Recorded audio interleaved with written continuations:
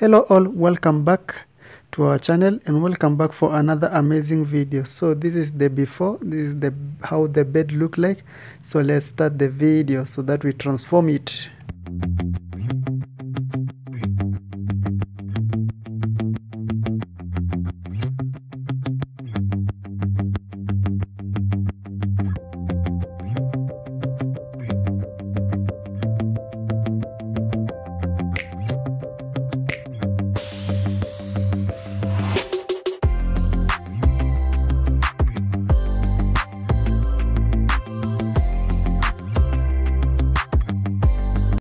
So now here, as you can see on the screen, you can see that I've already cut the pieces of wood that I'm going to use into sizes. This is to raise the headboard.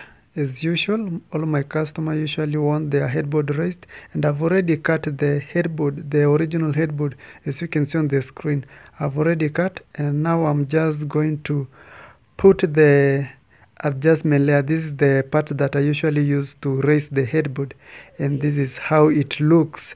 And then after that, I'm going to add the plywood and then draw the pattern that I'm going for. So keep watching the video till the end to fully understand all the steps. This bed today is a bit different, but let me not spoil the interest. So just keep watching so that you'll see what I'm talking about. After putting the plywood, this is how it looks, and I've already drawn the patterns. So I'm going to be making it's not the tufting, but it's just boxes, and then after that you'll see everything. So if you like this kind of content, make sure to like our videos, comment, share and like. Don't forget to subscribe and hit the notification bell so that you always get notified whenever we upload new videos.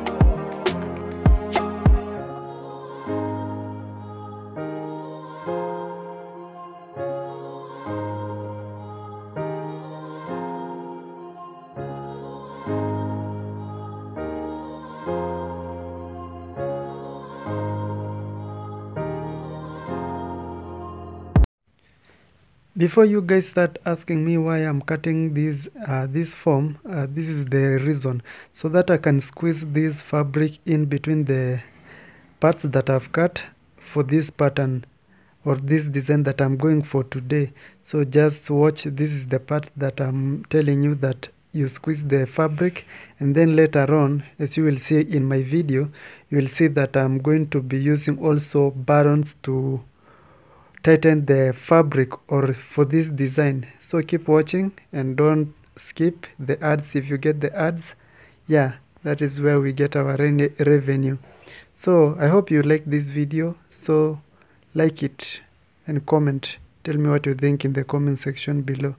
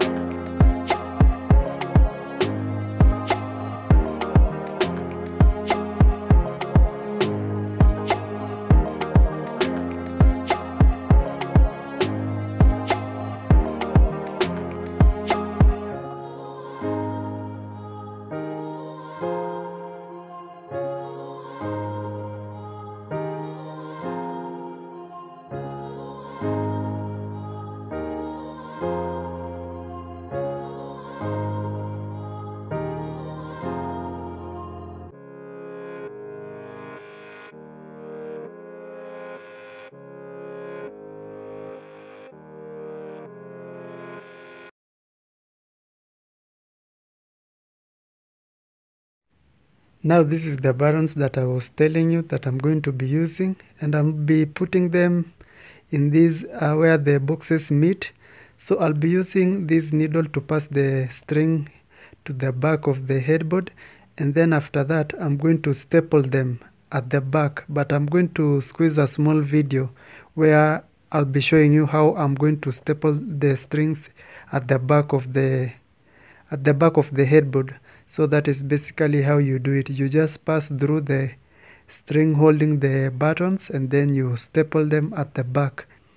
That and some people usually use glue, but for me I prefer this one because it's much reliable and strong.